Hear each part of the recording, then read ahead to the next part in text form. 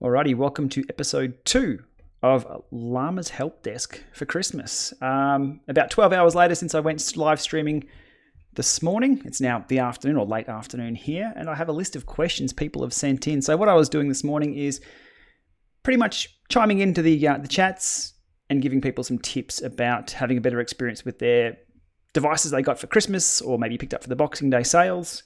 So what I've got, I'll go through my list this afternoon.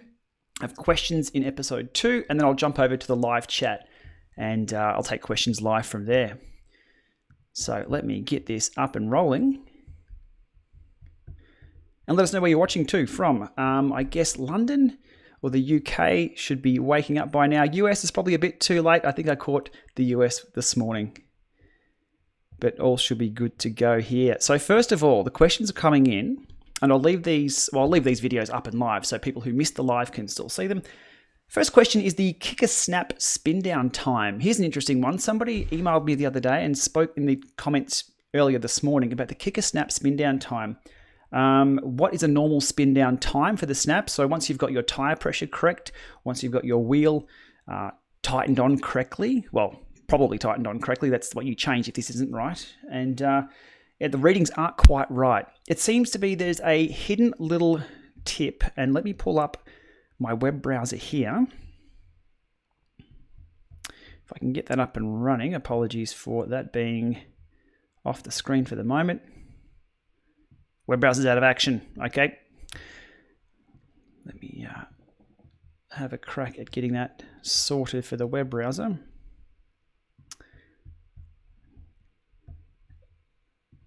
Trying to get Safari up and running at the same time here.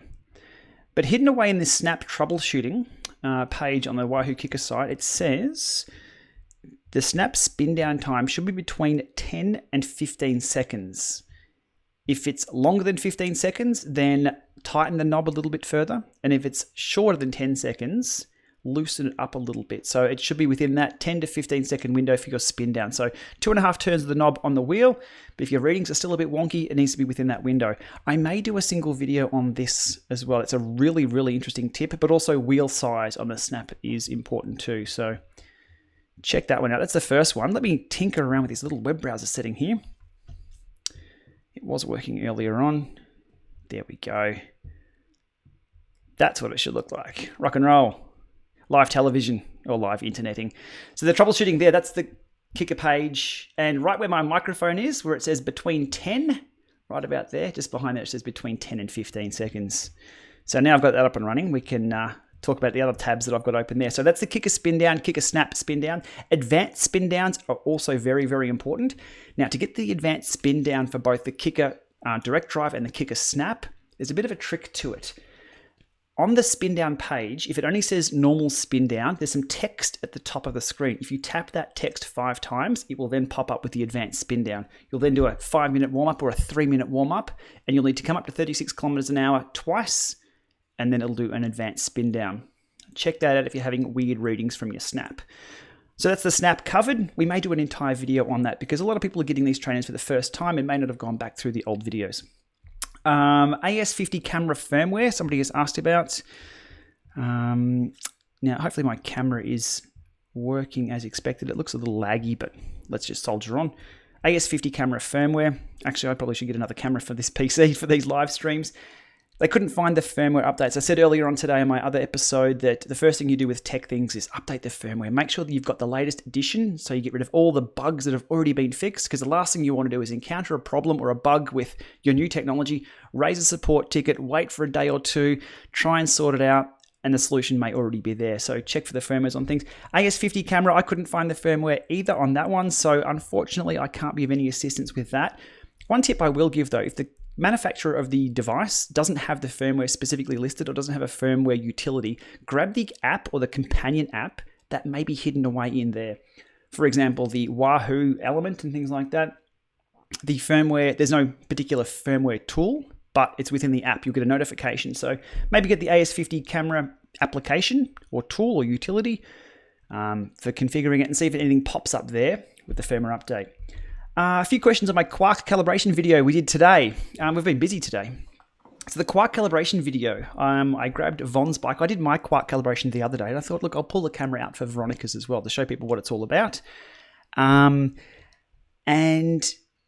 some very interesting questions coming through on that one, and a really interesting question about the pedal weight. So for the quark calibration, we had a 20 kilo weight, and my little chicken arms carrying that 20 kilo. You'll see me struggle through the video, but we got it done. You take into account the weight itself plus the hook and the mounting hardware, which is 23 grams. And people ask, what about the weight of the pedals? Very, very good question. I believe they're factored into with the zero weighting offset measurements. So initially you put no weight on the pedals and press calibrate or take a measurement on with the utility. And then you put the weight on, do the 4-point measurements, and then you take the weight off and do another measurement. So I believe that's factored into. With the Powerbeat pedals, it wasn't factored into. More on that on my Powerbeat video. Very good question though. That's the pedal weight. Also, how often was this required to do? So how often do you really need to recalibrate your power meters? In theory, not at all. It shouldn't be done. Out of the factory, it should be just fine. In practice, if you're a bit pedantic about things, maybe every few months, maybe every year, depending on how hard you are on equipment. Typically, you don't need to do it though. But it was a few percent off for Veronica's. We've now got it sorted. Somebody asked about Zwift Mobile Link not connecting to their Zwift session. Now, Zwift Mobile Link needs to be on the same, pretty much the same, well, it needs to be on the same Wi-Fi network, same layer 2, layer 3 network as your Zwifting machine. So Zwift for iOS or Zwift for Mac or PC. Your mobile needs to be pretty much connected to the same network, Wi-Fi for these things. And if you're going into airplane mode, which this user asked about, they're switching to airplane mode and it still doesn't connect. Airplane mode is a bit of a beast. It depends on the configuration of your airplane mode. Now, airplane mode will remember the last settings that you had. So airplane mode will turn off cellular, 4G, 3G, LTE, whatever it's connected to. It may or may not turn off Wi-Fi depending on the settings. So make sure when you go into airplane mode that you were testing with, make sure your Wi-Fi is still on. You can turn off 4G, that's fine. You can turn off Bluetooth, that's fine. If you're not connecting any Bluetooth devices via this as a bridge with Zwift Mobile Link, Wi-Fi has to be on. Another question came through about Zwift on Apple TV 4K. Somebody was having to reboot their Apple TV 4K before Zwift would connect. Haven't heard of that one before. That sounds more of a system issue because Apple TV 4K, the Zwift version, is just an app that uses IP to connect like anything else. Check the system, check for updates. Again, back to the check for updates thing. I think most Apple TVs will auto update, but still check the system for updates. Make sure your Wi-Fi is connected, nice and strong signal. It's not dropping out, not having to reconnect on reboot and then re-establishing. That's about all I can think of with that, but I don't think it'll be a Zwift-related issue with that particular app. You'll have issues with other apps as well. It sounds like more of an underlying connectivity issue. See how you go with that. Another question, Garmin support and warranty. How's my experience been with Garmin support and warranty? I'll be brutally honest, not too bad, not the best. I did have my 820s had the halo issue around the, well, Veronica had hers as well. We bought them at the same time. We had halos on the screen around the edge, bit of a weird brightness issue. I raised a support ticket with the global site, didn't hear back for a week. I raised a support ticket with the Australian site, took them 2 days. That's not too bad. 2 days I can live with, but both units were replaced because of the halo issue. So support response time, that's pretty much the only... I expected a little bit better out of the global. It seemed the tickets went missing. But is what it was. We got those back. My support tickets for the Vectors has been good. We're still sort of working through what that quirk was with the erg mode. I don't think it was a big one, but in the next few days, I'll be totally refreshing everything with those Vector pedals. So brand new batteries, cleaning everything, re-greasing everything, reinstalling, resetting angles, doing hang weight tests, very similar to what I've done in today's video for the Quark, the hang weight tests, just to check if everything is spot on. Then we'll go back over to a few other trainers here and see what goes. Somebody has withdrawal symptoms because they can't cycle because their daughter is home for Christmas and his pain cave is his daughter's room, but I'd be saying it the other way around. She's sleeping in the pain cave. I'd kick her out for at least an hour or 45 minutes a day so you can still get your Zwift session in or your workout session done. That's how I'd solve that one. And if you're in a kicker, don't do it in the middle of the night with a kicker. They can be a bit hummy, or put it in a really easy gear so it's a bit quieter on the kicker. Or get yourself a Neo and Zwift any time of the day. But watch those noise levels. That's pretty much covers all the questions that I had sent in today. I really appreciate those. And a lot of people just sent in a Merry Christmas rather than a question, so I do appreciate that too. Today, let me flip open a web browser before I jump over to the chat section and grab your questions for today. So today, Dr. Stephen Lane is up, and we were out riding. I only got about 45 Ks in today, and I'll just jump out of the way there. That's my backyard, and I absolutely love this place we've moved to. That's probably 10 kilometers from home, and long straight. Right, they're some people call them boring. I call them good podcast roads. Headphones in, just go, follow that white line, and we ride on that side of the road. Just follow those lines, and the road will always end very soon. You just put your head down and go. Absolutely brilliant, depending on which way the wind's blowing. But we were out there today, enjoying that. What else do I have up here? Just checking on my Rapha 500. Yeah, the shame. The Rapha 500. I don't think I'm going to hit the Rapha 500 this year, but I'm totally okay with that. We've done it for the last 4 or 5 years.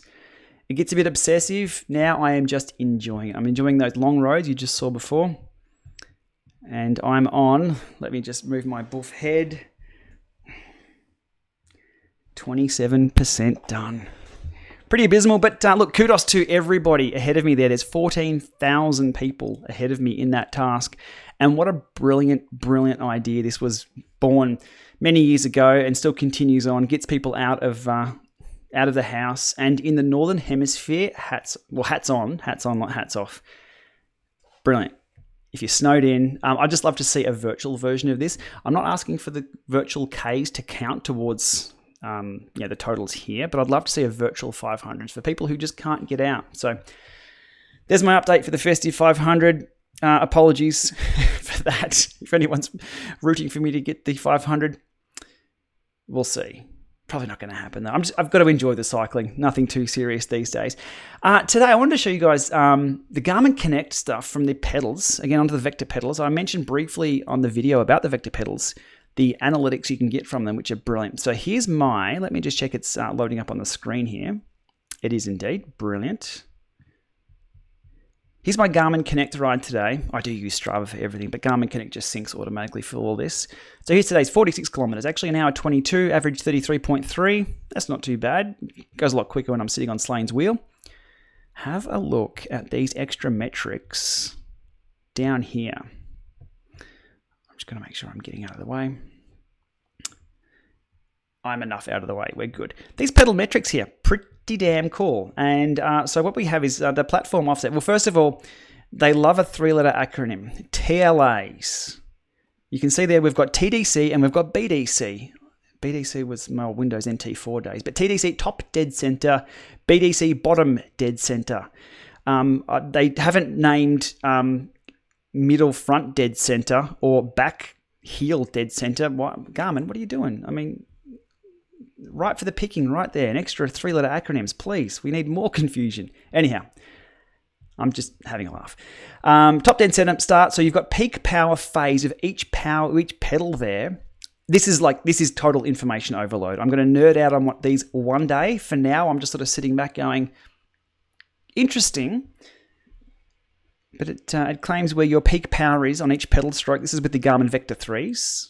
The start, right down to the 1/100th of a degree there.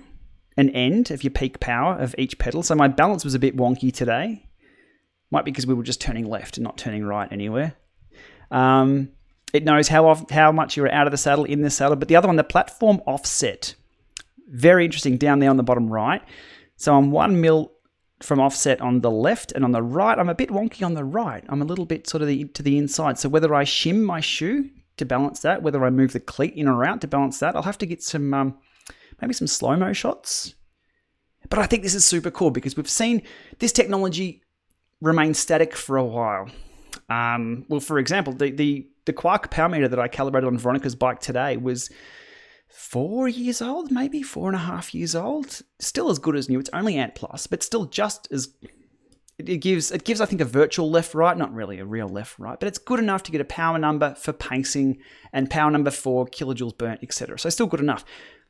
My question was always going to be, where is this going to evolve? And I think this is the answer. This is the answer where our power meters are going to head, giving us more and more information. I think it's up to how we interpret or use this extra information, though, which means it's going to be useful or not. One question I had with Slane today, shooting the breeze as we were riding in the breeze, was, look, all this really cool information is coming with our new power meters, and we've spent, where's my box? Oh, it's hidden down there somewhere. I spent $1,500 Australian on these pedals. It didn't come with a manual. It didn't come with a how-to guide. It didn't come with a, sit down here for an hour and watch this. I mean, that'd be a bit boring to watch a video for an hour on a pair of pedals. I'd still do it, though, to find out more about the product that I've just purchased for quite a sum of money. Where's this? I'd love to see this included in a manual or a how-to guide, or Garmin to produce videos about this and include them in the box at least. Maybe a USB key or something. It just seems these days, just like the Apple TV, you unbox that, it's like you're on your own. Figure it out. These things are quite easy, but the power of things like that, sorry to rant on about this, I think this is amazing, but I think there's a real huge lost opportunity for companies to just tidy things up and educate us what this means. Like my power imbalance here with the pedal, what does that mean? Do I shim my shoe on an angle or move the cleat? What should I be doing? The peak power phase, I'm a bit wonky there. It's for this ride, 48%, 52. What should I be aiming for? What's optimal? So many questions. I'll be looking into that myself though. But anyhow, today's Boxing Day rant. But those roads, absolutely beautiful. Really, really enjoyed that one today.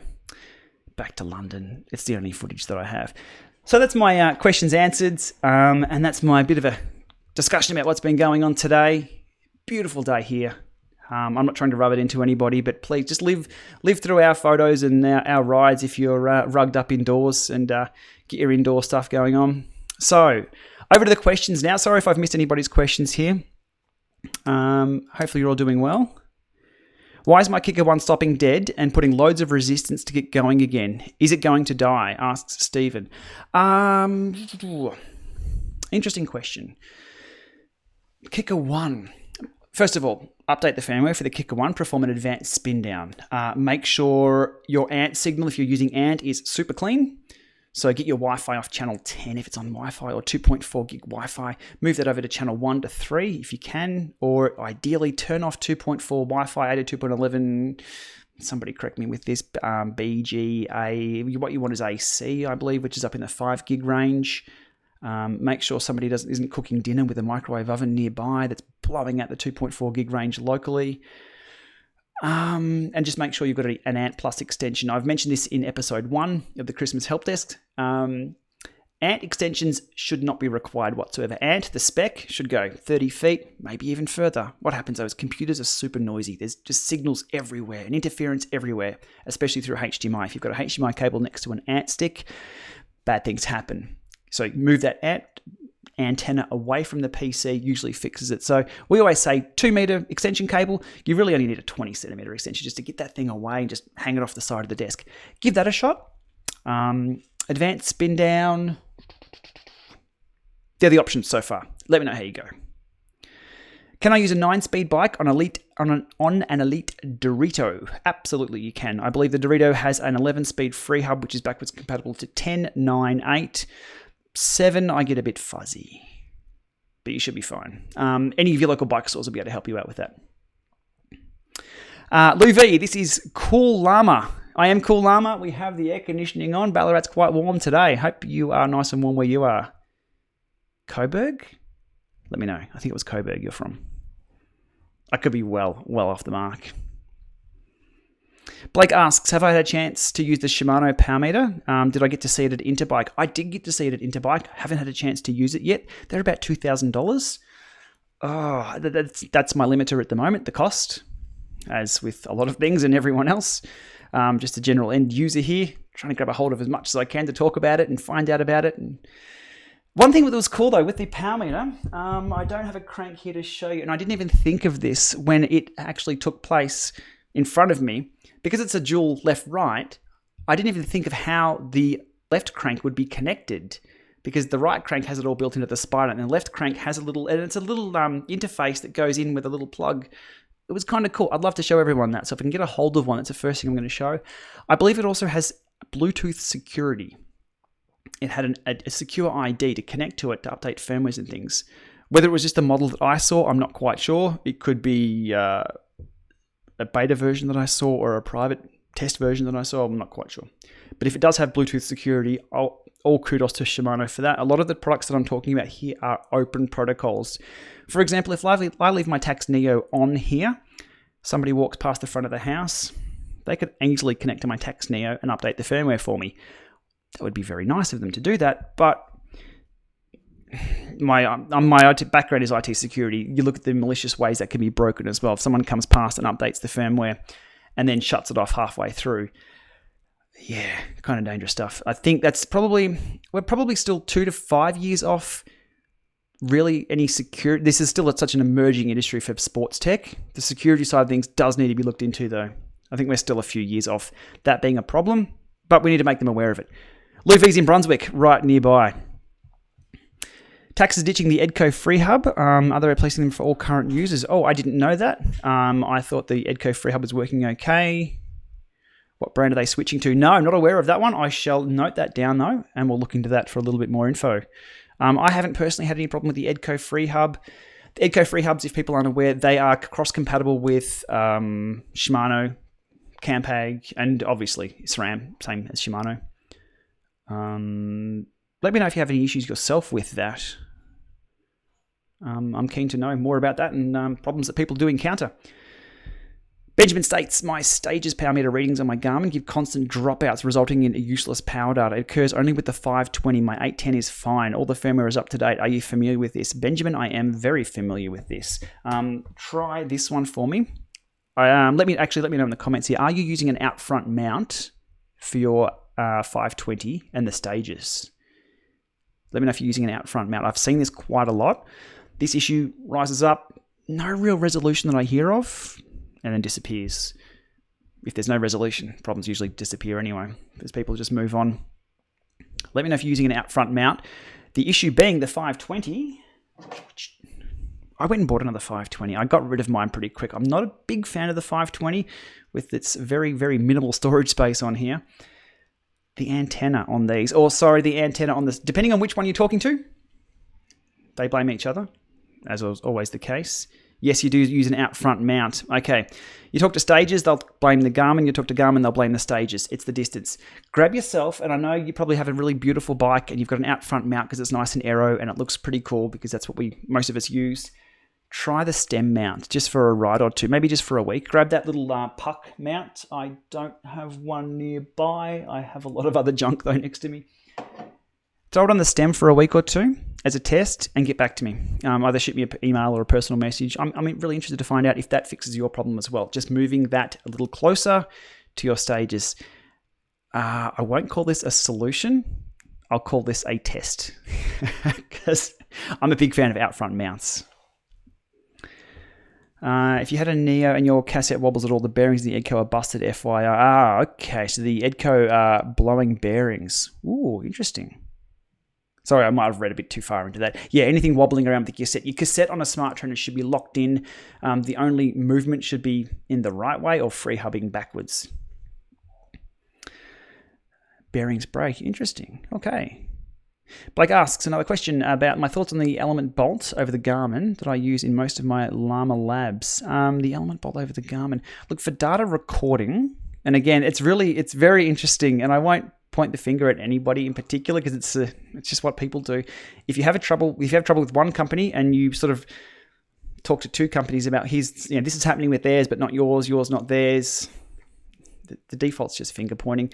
The one that comes up with testing power meters and power data is that, you're using two different head units to record the data and it's sample rates and it's this and it's that. So try and record on the same device. I have removed that issue. So that's pretty much the only issue that I've come up against is people claiming there's differences there. Maybe at the micro level there is, but the data that I record, again, within arm's reach, the element, the bolts, I use them on a daily basis way too much, but the bolts, the element, the 520, the 820, at 1 second recording intervals, these default, the elements, the Wahoo devices default for 1 second recording. These default to smart recording. I always set them back manually to 1 second recording. I've not had any problems whatsoever with recording intervals or data being different or data displayed on the screen and recording them as data collection devices. They've all been very, very rock solid. So for the indoor stuff, any of those devices do really well. I was using the 800. But there was something up with the 800 off the top of my head. I can't recall exactly what that is, but an engineer chimed in on one of my videos and said, and this is what I love about the community involvement, is the insight that you get from the people who know the underneath of these things. He said there was a recording thing on the 800s that wasn't compatible, or was an older version of the way things recorded the data. So don't use the 800. I'm like, brilliant. Okay, out that goes. $300 later, 520 back in the house. I'm out of words. How about that? I'll just go back through the comments here. If you've got any other comments, throw them down below. Really appreciate them. I hope everyone had a really, really good Christmas. We had a great one with the family here in Ballarat.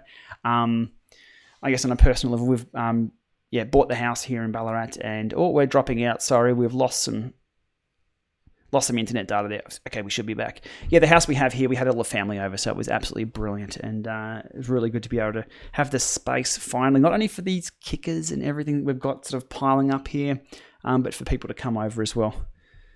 It's been really good. Good family time. Love Christmas. Do I have any power recommendations for those on a budget, asks Adam. Yeah, good question. I've always been... And I got into the trap of going to the top end of everything. Whatever I could get at the top end, like look at Top Gear, they get Ferraris. I try and do the same with indoor trainers. Kickers, Neos, Hammers, Drivos, all the top end stuff. But some of my most popular videos have been the cheapest smart trainer on a bunch ride, the Flux videos, the lower end stuff that is more accessible to people. I'm now getting into the power meter side of things on the cheaper side. Having said that, I've got the Vector 3s, which cost a bit of money. The Powerbeat G2 single that I've been running has been very impressive. It hasn't been without its flaws.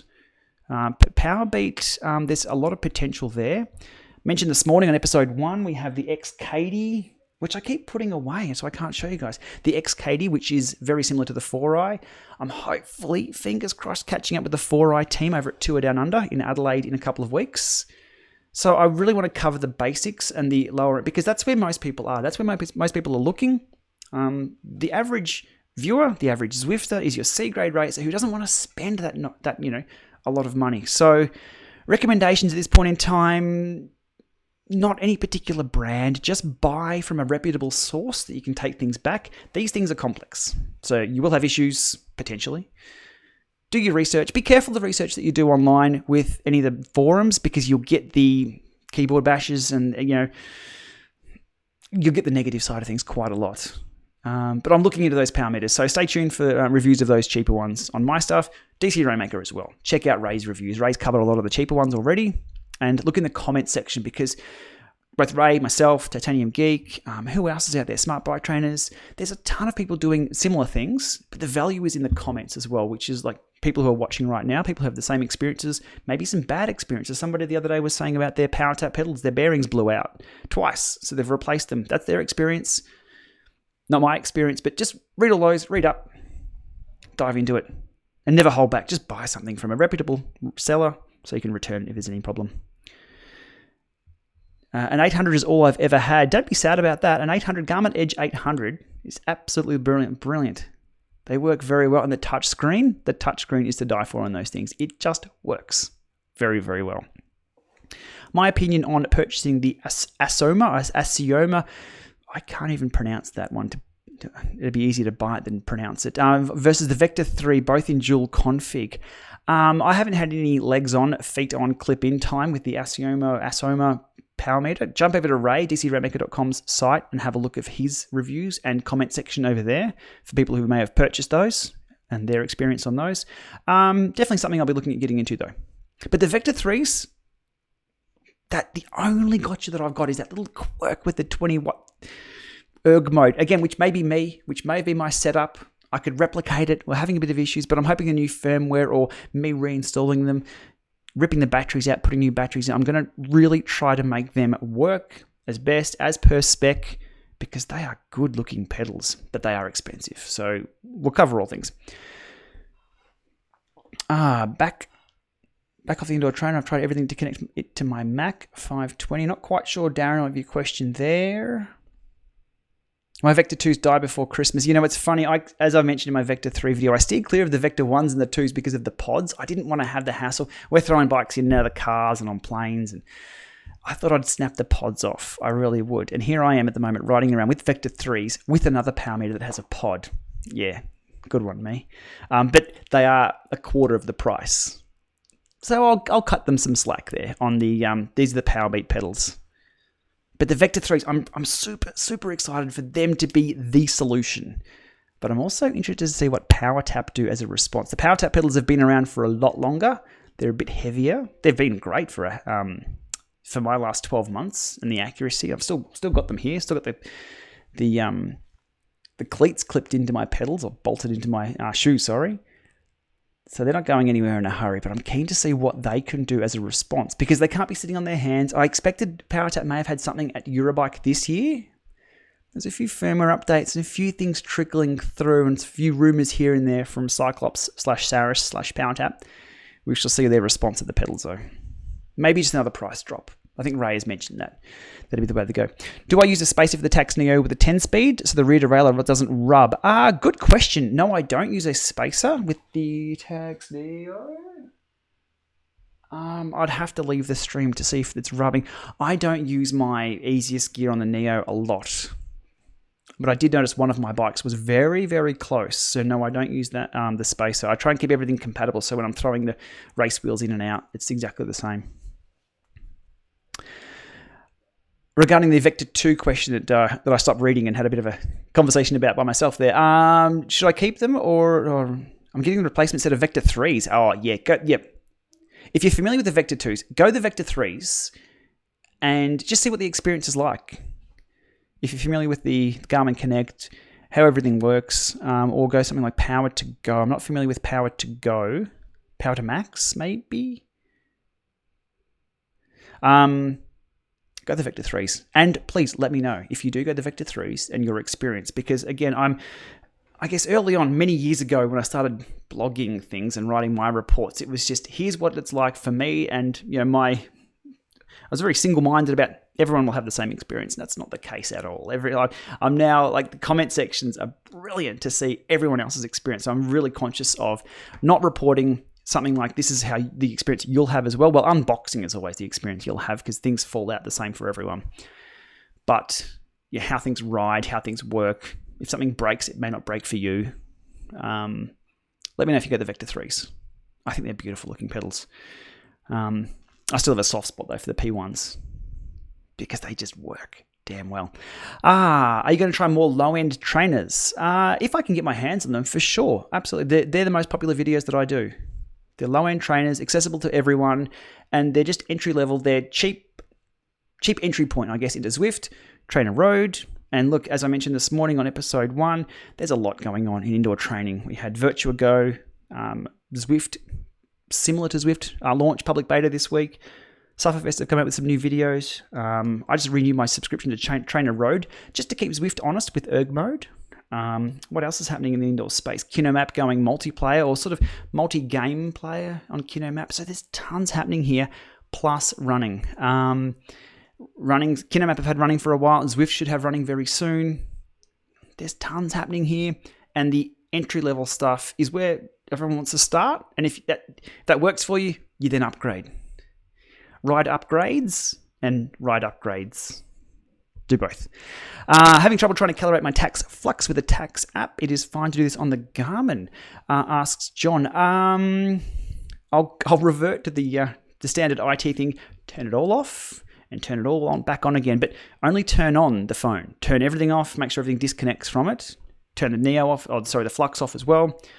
connect the Flux, wait for it to boot up, and then only start your phone and go from there. Make sure nothing else tries to connect to it at the same time. I'm not sure whether the spin down on the Garmin or the calibration on the Garmin will work with the Flux. Some trainers require a spin down. For example, the Elite trainers' spin down calibration is a little different. Steven's just mentioned it's now snowing and he just lycra'd up. Mate, if I could trade you for the rest of today, I would, because I'm going to be inside for the rest of the day. And the sun's up here for an extra hour or so. Indoors is where it's at. It's interesting to have conversations with people who are hardcore they were anti-indoors. It became a real threat to some people that it's going to take over cycling, until people realize that, hey, I can actually get 45 minutes done, my workout, get my endorphins for the day, and then go about the rest of work, especially when it's snowed in, rather than the dangers that are outside. I'm not anti-outside riding. I love riding my bike outdoors, the wind in my hair, or the wind, and there's a lot of people coming around to indoor cycling, not just Zwift, any platform. And it's good to see companies like Tax, Elite, Cyclops, Wahoo coming on board and actually being the enabler for better technology for that. Other questions coming in. I have an iPad Air Gen 1. Would it run Zwift? Asks Alexander. I'm not sure on the iPad Airs. I'm sorry. If you type in... No, you've got me stumped. And I like it. I like questions that stump me that I can't answer, but I can tell you where to have a look. Type in iPad Zwift compatibility into Google. Something should pop up there. It's an A7 or A8 CPU chip, but again, Apple don't really broadcast what their chips are. You've got to sort of dive around. Google's your answer for that one. Hopefully. It's really handy running Zwift on a tablet. It just works. If that's your first entry level into Zwift, you don't have to download things and set things up and plug sticks in. If you can just get it up and running to see if it's what you like, super cool. Can Zwift group workouts be a good alternative to Peloton? Very good question. Very, very good question. And the way I see it, I've talked about this a little bit on the Zwiftcast podcast. Again, Zwiftcast.com, run by Simon Schofield. Myself, Nathan Guerra, Simon Schofield hosts the Zwiftcast podcast about Zwift, all things Zwift. We discussed Peloton a little bit, but the way I see it is, let's say Zwift sits here in the middle. They've sort of been looking at the competitive cyclist side of things. So your pro cyclist, we saw Lotto Soudal have a team launch or team presentation using Zwift the other day. So Zwift are looking this way at the pro Peloton. But over here is a massive, massive market of Peloton. If people aren't familiar with Peloton, it's based out of the US. You buy a spin bike in a box with a screen for $2,000, $45 a month, I think it is, that you can do online spin classes. They have instructors who are superstars, and then you do a workout with them, like a gym, but you're at home. So you stream your workouts, and the presenters have personality and are trained in, I guess, social interaction over the online stuff.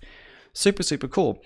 Zwift workouts could potentially be a great alternative for Peloton if there was a lead instructor who could have some charisma, have some social training, have some way to engage with people, a motivational type of person. Think Tony Robbins, but on a bike, probably not as big because he probably would crush any bike that he got on. He's a big unit.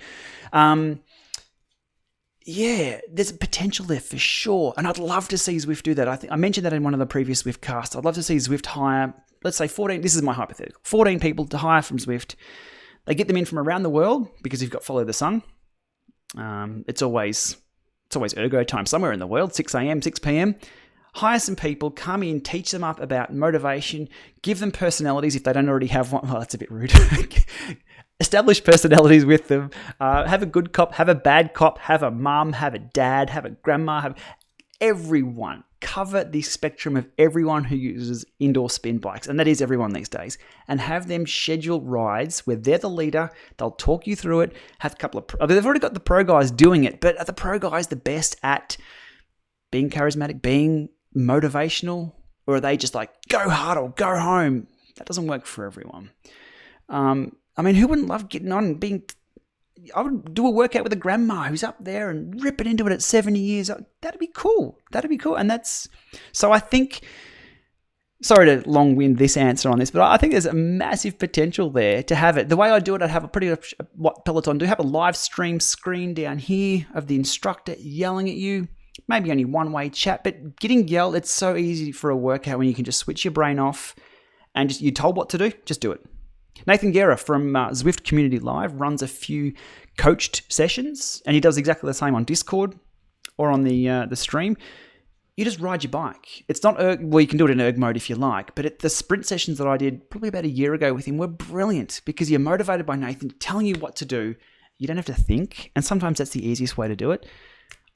Huge potential there, huge. I'd love to see Zwift get into that for sure. Looking at YouTube, can't see most my connect. Okay, sorry for fat fingers. Bought a Kinetic Smart 2 days ago. It doesn't connect to my 520 or my Mac phone, Apple TV. Charge the battery, but still no good. Ooh, Kinetic have a private Bluetooth, I believe. I don't think your Kinetic Smart will be talking to anything over a standard protocol. Huge politics involved with that one. There's quite a few articles posted online. I'm sure Ray, DCRainmaker.com, has an article or commentary around that. Kinetic and Kinetic Smart and their closed Bluetooth protocol. I do believe Zwift have compatibility for it. Check it out. If you're not on Zwift already, jump on and do just a test ride with it to see if it connects, to make sure that way you'll know the device actually works and does connect, and that may be a problem that it's not compatible. I think that's what's going on there. It's a private Bluetooth protocol or maybe private ANT. Again, good question. You've stumped me. Hopefully that's put you in the right direction though. Dr. Stephen Lane has commented that dinner is ready. Come and eat. He's in the other room. And I'm getting a little hungry. So we'll go through for a few more minutes. And no Zwift Christmas update, says Blake. Yeah, I know. There was meant to be a route update out. I think they said that was for London. We waited sort of for the Friday afternoon, but I don't think they'll be pushing any updates. If you've seen the Zwift updates purely from a customer point of view, I don't have any inside information on this, but from a customer, what I see, I also have scripts sort of pinging the servers to see when there is updates, so I can be the first one to grab them down and dig into them, what's going on. They won't push an update on Friday. Usually an update gets pushed so that, your test group will always be this big and your audience is always so much bigger. And there's always usually an update pushed out sooner. A bit of risk management there, I guess. They didn't want to push out an update so close to Christmas and then have the team potentially have to work over Christmas. So if we wait, yep. SW says, I'm a Zwift-aholic, and why? Good question. Look, I got addicted to it straight away. The first time I loaded Zwift, not to blow wind in their pocket, to use two analogies in a polite way, I rode Zwift because I was just about to sell my kit. I bought a kicker as soon as they came out. I knew the potential of this machine is going to be brilliant. It's going to allow us to do all this with my tech, background. I'm like, we're going to be able to do, and it never did. No one ever wrote the software for it to do in a good way what Zwift is currently doing. So as soon as Zwift first came out, we rode Jarvis Island. It changed resistance. We were racing other people. I led out Jeff Junkston, I believe, from California. I led this guy out, Jeff Junkston, who I still follow today, for a sprint, and he got the fastest sprint time. I'm like, there's a social interaction happening here. Trainers being used like nothing else. I want to set the fastest time around Jarvis Island. This is absolutely brilliant. We went out for a dinner that night, and all I could think of is I want to get home and keep riding this thing because I want to keep pushing buttons and seeing what it does. I think, it just works for a few people. It just gamified a lot of things. People ask me about, has Zwift changed my cycling? I'm pretty sure without Zwift being around or sort of gamifying or making cycling more fun indoors for this training, I mightn't be cycling anymore. So that's my take on Zwift. But as I said, there's a lot of other things happening indoors as well. The merging of technology is very cool as well. So your mobile phones, your heart rate monitors, and everything sort of merging into one. And that's what we see early on with the Garmin pedals, more metrics indoors. I would have loved to have that pedal platform analysis when I was hardcore TTing to make sure, like I was ticking 1%ers, I was ticking 0.5%ers. That'd be maybe, I don't know what's in there, whether it's even quantifiable, but just to make sure to know my pedal stroke was optimal, that would have been brilliant. Next question. I had a stages with the issue out the front. On the stem, they still existed, but not as bad. Went to the bolt, issues went away. Haha, there we go. So with the finger pointing between whose responsibility it is to fix the signal loss between stages and 520, going to a bolt fixed it.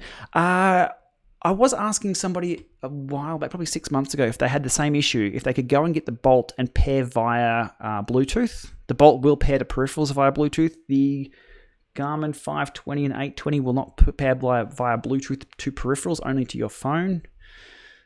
Interesting. So I'm waiting to hear back on the commented previous. I knew this question would come along soon. Chris asks, or states and asks, I just watched your weighted calibration on the Specialized. That was the old S-Works Quark. Do I have a link on doing the same for the B Pro pedals? No, I don't. I don't even have a set of B Pro pedals. A lot of power meters do it a little bit differently. The mathematics behind the weight times gravity times crank length equals the Newton meters you should be seeing. I think I got that right. It's right in the video. I double checked, I hope. Only a few power meters will actually show that in real time.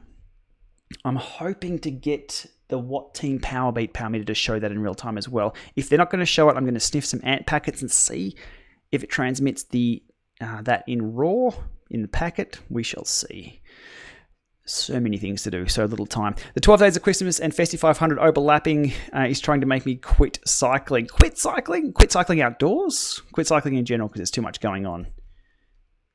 You can't quit cycling over that though. As I've said earlier, I probably won't hit the Festive 500, but as long as I'm having fun. Question asks, where did the weight come from and how do you know it's 20 kilograms? The weight itself may have been obtained from a source that it's actually a known certified weight. It actually had a certificate with it at the time. So we're pretty sure, and it's come from a university. So that weight is 20 kilos. If I can get a certified weights down to the gram at that level, or certified scales are really, really hard to come by. I trust that, and the numbers we're getting out of it are spot on with the Neos from what we saw as well. So, Swift FTP on erg mode or not? Taylor Swift probably isn't into FTP tests. I love autocorrect, Nick. No. You want it in slope mode because you want to be able to not. Let me think about this. Erg mode will limit you to what you can do, so you don't want to put a lid on you possibly breaking new ground and hitting new records for your FTP test. So slope mode, go nuts. Go, if you can, find an uphill outside and do it. But again, it may be a little different to inside. Go hard, slope mode. Then, only then, once you have that number and you're confident with that, then if you've done a 20-minute test, try this. Get that number that you got for your FTP or for your best 20-minute and whack that in as erg mode. See if you can last 20 minutes the next day. And if you can last 20 minutes the next day on that number, bump it up a little bit more. You can go a little bit harder. So I wouldn't say use erg mode for a FTP test itself, only for step tests, but that's not erg for the whole way. Slope mode, go hard, change down gears, go hard, grab that number, then play around with erg mode. But you can never fail an FTP test or a step test. You're meant to fail. That's the end of the step test. FTP test, it's just good training. Always good training, so never be afraid of an FTP test. When will I test the Elite Turno? It's around. It is around. I've had it for about 4 weeks or so. I've just been flat out busy. Early reports, though, I can tell you, it's a fluid trainer. Can't break the thing. It's one thing I've done probably about 12 months ago. Every trainer that I get, I try and break. I've got a protocol to break trainers. Worked twice, hasn't worked since. Can't break the Turno. Fluid trainer, a little bit bogged down like a fluid trainer. So you've got to go probably a gear or two easy. Power accuracy, give or take, it's running the Mizuno. So I'm just playing around with that at the moment to try and get it absolutely spot on. But what I'm trying to do is make a cheaper unit as good as the higher end units. I may be knocking on or chipping away at the impossible. We shall see. If I can get it reading spot on though, we're good. Stay tuned. Can I mount my GoPro sticky mount to the giant carbon SLR bars Aero? Ooh, carbon bars and clamping things, beware. Raul Lucia Tech. Check out his channel for everything carbon. Not sure of the exact. Luca asks, a bit of a weird question. Excellent. I like a bit of weird questions. When connecting my Neo to my computer, is there a difference between using Bluetooth or ANT+? Is one more reliable or are they pretty much the same? Good question. I don't think there's any difference in regards to the user experience. The protocols they use are totally different, completely. They're incompatible with each other. Bluetooth is a one-to-one connectivity, and as soon as a Bluetooth device is established connection, it goes out of advertisement mode and disappears. Which is it's the biggest gotcha with Bluetooth, because ANT+ will broadcast. Anyone can connect to it anywhere. Someone walking past can grab my heart rate, watch my heart rate if they want. Again, open protocols. But Bluetooth, once that connection is established, it disappears. So and the first time I encountered this was on a running machine. I had my heart rate monitor on, ticker. Again, I keep looking to the side because that's where all my junk is located here in the desks. I had a ticker heart rate monitor on. Veronica had a ticker heart rate monitor on. She was searching for devices, saw all the heart rate monitors, and I couldn't see a single one because it had established the connection between the two. But for the user experience, no probs. Reliability-wise, Bluetooth should be a little better. If one works, stick with it. For me personally, ANT+. I've used ANT+ sticks here indoors with a ton of devices around and a ton of things happening. And no problems at all. BLE may have better interface robustness. Yeah, it may. It should have, is it channel hopping or frequency hopping or channel interference avoidance and things like that. There's some smarts built in.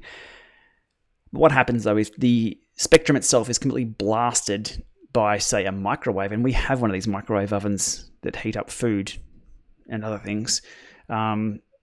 It just blasts out the 2.4. So even with all the frequency hopping and the spectrum jumping and all the technical side of things, it doesn't matter. It's like having a freeway with a ton of lanes. There's just still too much traffic on there. Nothing's ever going to get through. Managed to break my first hammer. Let me know how. There is an update out to the hammer firmware as well. Something for me to look into in the next few weeks. Will there be a present from Zwift? Asks Werner. I don't know. I was surprised there wasn't any Santa hats or Santa beads yesterday, wherever you're watching from. But no, there wasn't. Any questions, let us know. I'll only go for a few more minutes because, as Dr. Slane said in the chat just then, dinner is ready. And this is the second live that I have done for today, and I've really appreciated all the questions that have come in. Hopefully I've answered those early on, so people who have watched this can get a bit from that. Even if I've answered a question here that doesn't relate to what you currently have, if you do have something in the future, you can maybe reference that and get it sorted. Somebody commented on the other day, need another coffee this late in the day to get my words right, the routing with the element bolts. They couldn't figure it out until they watched my video about the details you need to know, when I had an absolute deep dive into exactly how to get turn-by-turn navigation working on the bolt and the element. So good to see content that I create a while back still being relevant today. Any Elite Dorito maintenance tips? Thank you, asks Kernel. Sorry if I get your name wrong. Not really. The Dorito is pretty robust. It's all internal. Stepping motor that'll last all of us. Those stepping motors in there. Keep the cassette clean. Keep it nice and tight, locked in, so the lock ring is all good. There's nothing at all. But I will be doubling back in the new year, though. Hopefully during the quiet time, if there's any such thing, and contacting all the trainer manufacturers and saying, do you have any procedures for general maintenance? For example, the Dorito is still quite new, but after a year, what are they saying? Or after 2 years? I've already done that for the Kicker Gen 1. The optical sensor might need a bit of a clean. The shims might get a bit worn. How to check all those, and checking on the belt. So give it time, but for now, your Elite Dorito should be good to go. And the power accuracy on those things as well, I think that's killer. That really is killer good. Any update on the flux reliability, asks Ian. No, mine's still good. Again, can't break it. Broke the first two early on, and there was a few issues with those, but the third time lucky. It's all good. Good evening, Duncan. Merry Christmas to you too, mate. Thanks for dropping by. Happy Boxing Day. What do we say for Boxing Day? Hopefully the Aussies are doing well. I didn't check the cricket score today. Sorry, any people watching from the UK. We've already won the Ashes in the cricket as well, but I'll have to check the cricket scores. early on. Squealing discs in the wet, solution, not trainer related. No, I don't have a solution for that. I think that's just the side effect of the discs. Is that under braking? I don't think you'll ever get rid of that. But if it's not under braking, just riding along, it'd be the maintenance. Talk to your local bike store. Preferably a mountain bike store. That'd be all across that. Okay, Yug has had slight grinding noises even when the flywheel was coasting. Not belt related. I find plastic shavings coming off the vents, like so something was rubbing. Very interesting. Hot tip, grab your smartphone, grab a little video of what's going on with sound, if you can get a good clear audio capture of it as well, but a video is really handy. Email it through to the team at tax support just so they're across it. I do know personally the tax guys. Hilko is, I think, head of support there at tax. Brilliant, brilliant guy. Talking to him at Eurobike, and he says, Shane, I'll email you the list of sounds we have. We have a sound of that every one of our trainer makes in every different state, broken, working. He has got the sounds of the Neo. Who's going to email it to me? I haven't got it just yet, but they can diagnose something just over sound. So send it through to the team. And as I said early on in episode version 1, if you've got a tech issue with any product whatsoever, write down the process that you go through to replicate that issue every single time.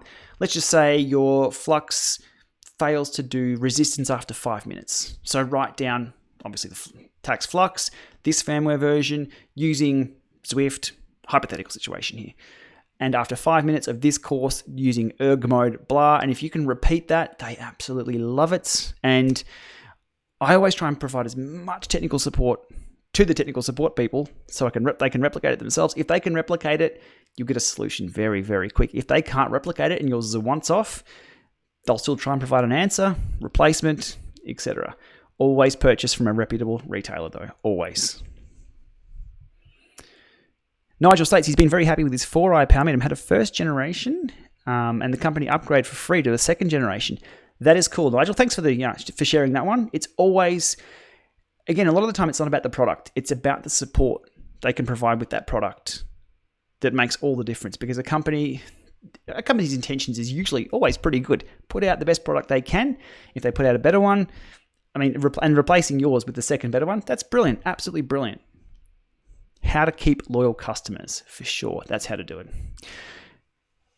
Milan prefers nachos over Doritos. Mate, if you close your eyes, can you tell the difference? That's the question. Let me know. Way too much fun on Boxing Day. Have I had any issues with the Neo? Asked Blake since the latest update. A lot of people are having dropout issues. Good question. No, I haven't personally. I used the Neo again today to test Von's. Actually, it's in the video that I did today about Von's Quark. Okay, it was only 3.5 minutes on the Neo, but it was no drops at all there. Looked okay. Johan asks, the best heart rate monitor. I've gone through 3 Garmin's and 2 Polar so far, and the reason why you've done that is because you haven't gone the Ticker X yet. Grab yourself a Ticker X, or, again, I keep looking to the side because I have everything on the bench beside me. Oh, I can show you something interesting here too that I've got on the bench. Tax also have a Ant Plus / BLE Bluetooth smart heart rate monitor. If you can pick one of those up for cheap, grab one of those. I've been using the Tax one for the last couple of weeks just as something different to see if the tech works, see if the heart rate strap is comfortable. But I'm a big fan of the Ticker X. Try one of those. Garmin heart rate straps work fine with a lot of maintenance. Wash the straps, replace batteries, etc. But the I don't know what it is about the Wahoo Tickers, the Ticker X's. Brilliant, just brilliant. Very, very well made. Plus also dual Bluetooth and Ant Plus.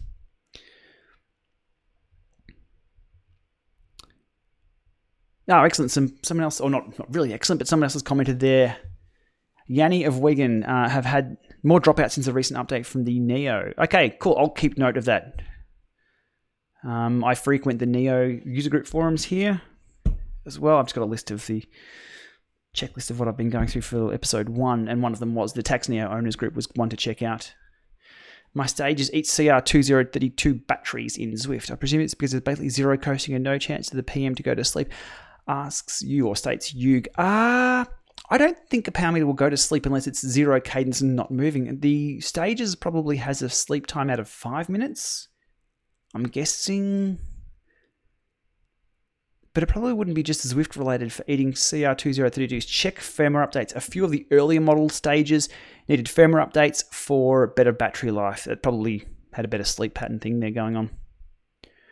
There's some really if anybody really wants to totally nerd out, I believe it's the Power Tap YouTube channel, has one of their engineers. Look, he presents exactly like an engineer would present, but it's really, really good information about how little power Bluetooth can actually use. And they were using scavenged power or scavenged light as a source to power Bluetooth Smart, and it was working. So scavenged light, so just ambient light in a room without direct sunlight, and it was working to power Bluetooth. So these things are very, very low energy. Super interesting. I believe that was over on the Power Tap engineers page, YouTube. Deep dive into that. If you can't find it, shoot me an email. I'll find you a link. Fascinating stuff. Absolutely fascinating. But the word scavenged power or scavenged light sources, brilliant. Brilliant.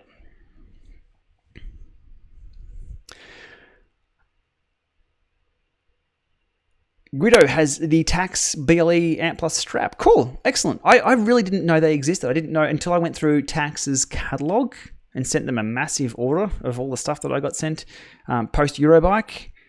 Tax loved me after sending a massive order through to them. So I've got a box of stuff of theirs to go through. Again, I'm just interested in the tech. I'm interested in looking sideways at what else is happening. How have these done this right? How, what breaks, what doesn't.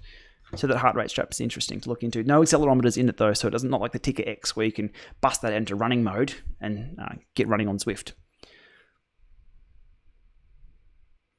Orky, I think it's Orky77, ORCI77. I believe you asked about the Kicker Snap, or was it the AS50 camera, mate? I believe. Let me know. I had a few comments early on in the stream about the AS50 camera and the firmware.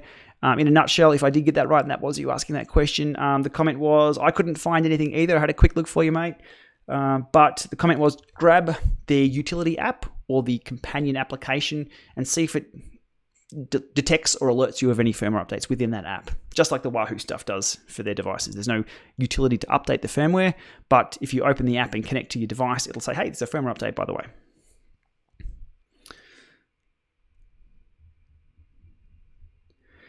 Luke, I found a pair of $130 photochromatic sunglasses on the top of 1 in 20 on Christmas Eve. Score. Good score.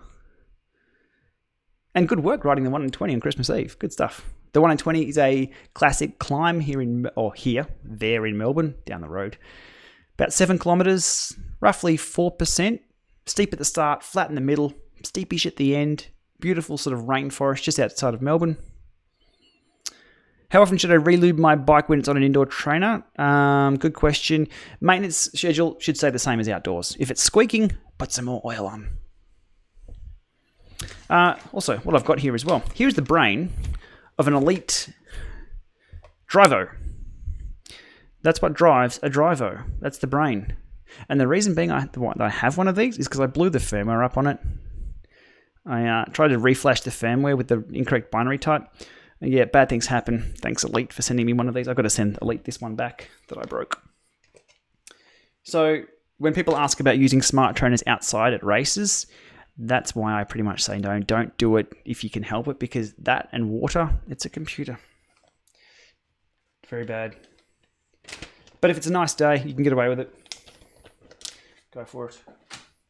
Alrighty, we might leave it there. If anyone's got a quick question, quick jump in straight away. We've gone over the hour. I do apologise, but I do really, really appreciate everyone's questions and the questions throughout the day that came in as well. Really, really handy. And the holiday wishes too. I hope everyone's had a good holiday or having a good holiday between now and New Year's. Isn't January off for everyone? If you're coming over to Tour Down Under, I'll be around Adelaide all week there. January in Australia is pretty laid back. It's super hot. School's out. Most companies have either 2 weeks off or 4 weeks off. Some do. Most people go cycling. So we were looking forward to it. Choose one for life. Second thought, Neo or Kicker? Neo or Kicker, Kicker or Neo? It's not that easy. Either or. You won't go wrong with either. The only true surefire reason to go one or the other, if you live next to somebody, thin walls, need to be as quiet as possible, Neo. Otherwise, either. When you're looking to tackle that 30% grade again, a bit of unfinished business. Good question. Reference to Francis Street, I think it's called, down in Lorne. From here, it's a road that I rode blind. It's one of the steepest hills here in Australia, Victoria. I rode it blind and went a little bit too hard at the start. Ended up falling off when it got really steep. I did a video on that. It was received quite well. I thought, oh, here we go. I'm going to get absolutely slaughtered for falling off my bike. Everyone saw how hard it was and saw the heart rate. I'll try again, maybe with a compact crank. What's Von doing while you care about us? Von is probably rubbing her hands together with how many kilometers she's done for the Festive 500. More than me.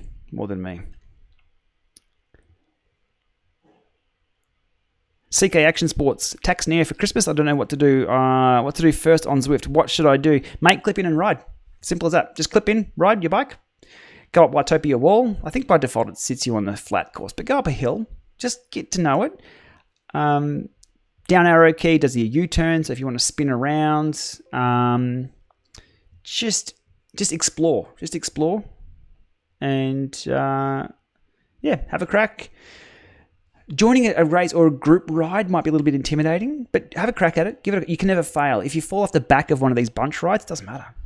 No one's going to laugh. You're not going to roll into a coffee shop later on. Everyone's poking fun. If you fall off the back of a group ride, you can just sort of pull over to the side, click on leave event, and just keep riding. So give it a crack. You can never fail. And it doesn't cost you any extra to try group rides, group workouts, anything like that. So, yep. And let me know how you go.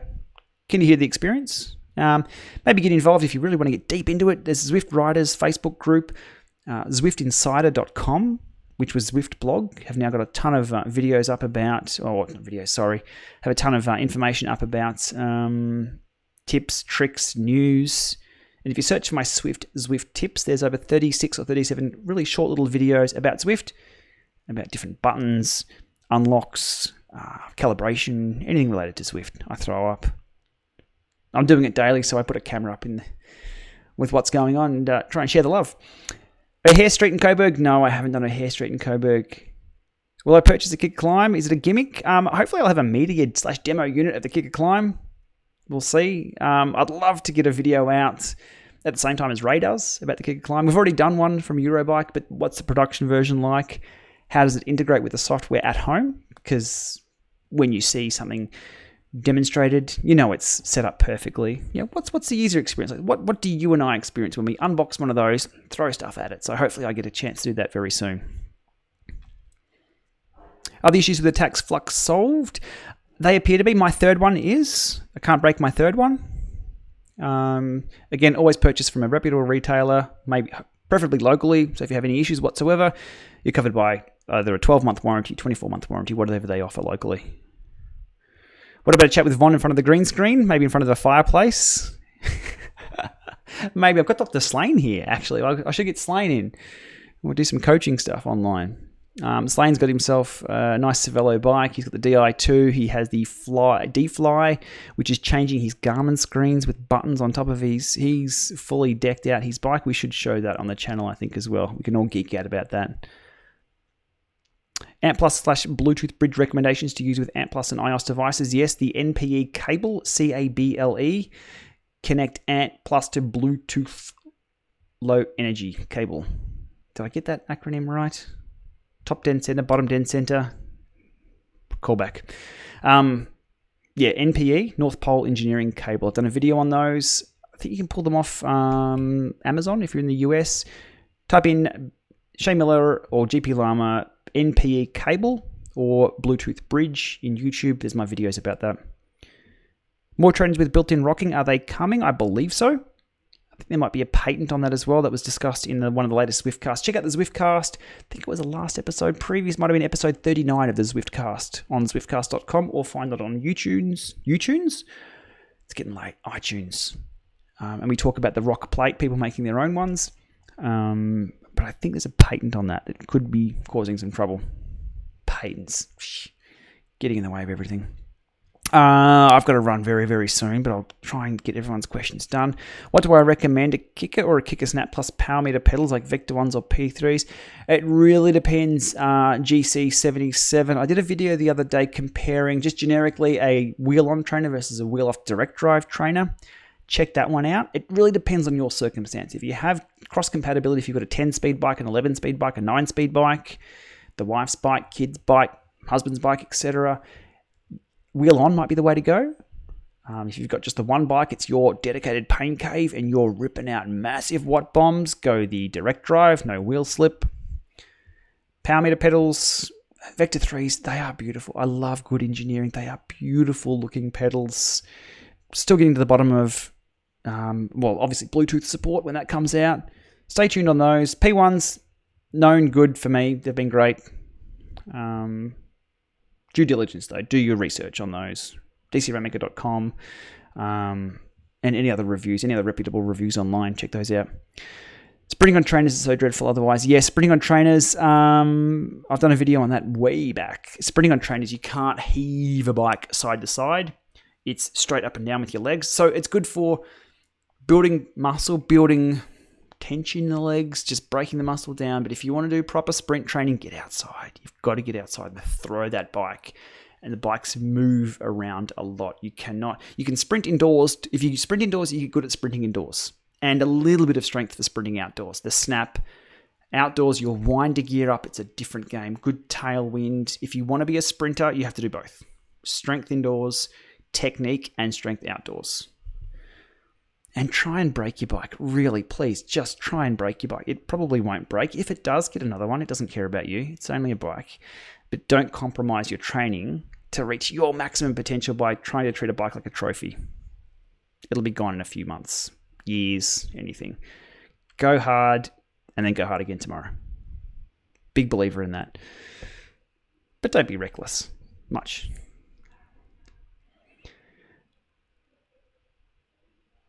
Alf has got himself a set of Tax Galaxy rollers.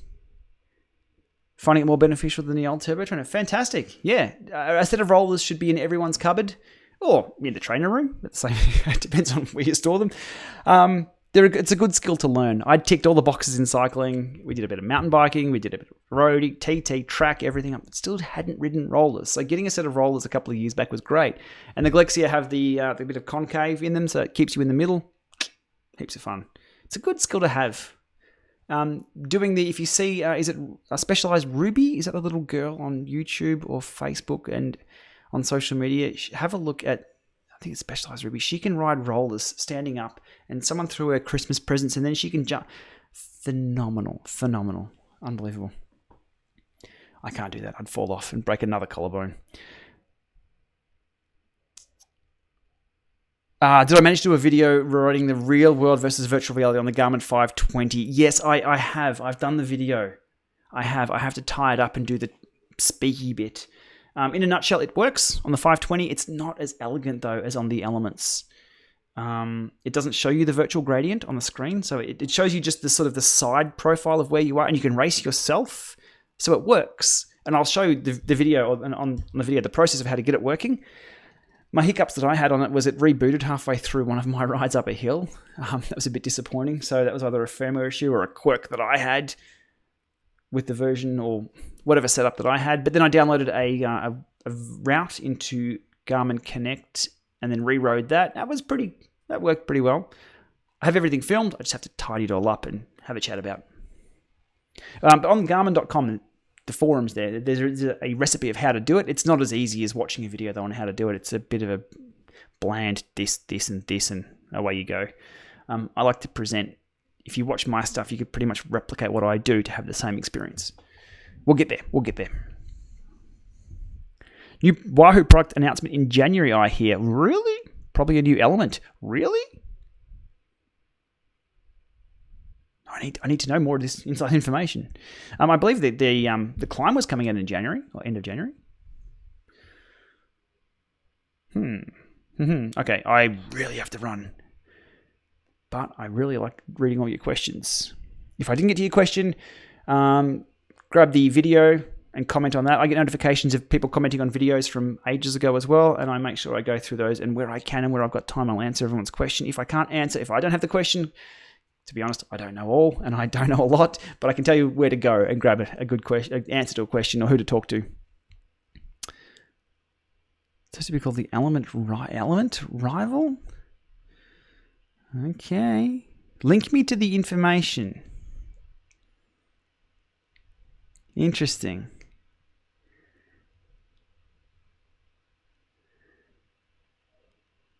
Is the bottom bracket that you fitted for you, is Slane fitted for me still going strong? Asked Duncan. That was the bottom bracket for the twin power, the rotor twin power. I removed it because I had to remove it to put the other cranks back in. It was fine. It was going fine. Mark has watched the Ant Plus troubleshooting video, helped a lot. A powered USB cable did the trick. Brilliant. Awesome. I've always said if one person can benefit from one video that I do, that is brilliant. And the channel itself, the goal was for 60 people to watch the channel every hour. So I knew at least one person a minute was watching the content that I was making. I've blown that whale out of the water. It's currently on, well, let's have a look at the live subs. I can pull that up. That's the growth that I look at. There we go, over here. To make sure what I'm doing is on track and on trend, and people are enjoying it and people are learning from it. So I really appreciate all the subs. If you aren't subbed, look at me go all Aussie bogan. If you ain't subbed, click on that sub button. If the alerts annoy you when I do go live or upload a video, and same with anybody else you've subscribed to, you can actually turn the alert notifications off, but still be subscribed to the channel. Yeah, that really helps with the numbers and making sure the growth is still going well. But yeah, this time of year is going really well for the back catalogue of videos that I've put up about all the trainers. So happy days. All right, guys, we'll leave it there, guys and girls. Thanks for tuning in. Again, if you're watching this, you are the reason this channel actually exists. Without viewers, without questions, it's just me mucking around with power meters and getting angry. Kidding. And riding bikes. So, question about the Asoma power meter pedals. If I can get a hold of, and it's the same answer for anything. If I can get a hold of it and I have the time, absolutely. I will film it, break it, unbox it, throw the manual away, try and firmware update it, and have a chat about it. And hopefully it's a good time. What sunscreen? Banana boat sunscreen. A good question for Australia. I think it's a local Australian Anti-Cancer Council sunscreen, and I do need it, or else I get tiger stripes on the head, regardless of what helmet that I'm actually using. Ellie's going to leave the comments for the Element Rival stuff. Excellent. I'm keen to know more, and if it's on the internet, we can have a snoop about what's about. Slow Twitch. I don't think I've ever mentioned Slow Twitch. Slow Twitch forums, very handy for information as well and help. I frequent Slow Twitch probably once or twice a day to keep my finger on the pulse. Mostly running and triathletes, but those guys are totally guys and girls. When I say guys, I'm talking everyone. Aussie thing, I guess. They're across tech, and you're calling a spade or a shovel a shovel. On that note, I'm out of here for dinner. I have Slane here. So any questions for Slane? I'll see if I can wrangle him in behind the green screen. You don't want to see his face. I'll stick him behind. Kidding. We'll put him here. We'll have a chat. One of Slane's coached athletes won the Zwift Academy for men's this year. So we might have a chat to Slane about that. What else? Slane knows Brendan Canty quite well from Cannondale Drapac. Might have a chat about what Canty's up to. And any of Slane's athletes are going to be hitting the Australian National Road Championships in just over a week's time, just under 2 weeks. What else we got Slane here for? We'll exploit Slane as much as we can to learn as much as we can about what he's up to and cycling and training. All right, everybody, have a great night. Have a great day. Thanks for watching episode 2. And let me know if you want any more of these Christmas help desks. We may do a New Year one as well for all the sales people are having. Or we may just make these a regular thing. I like the chat. Enjoy the day. Enjoy your night. See you soon.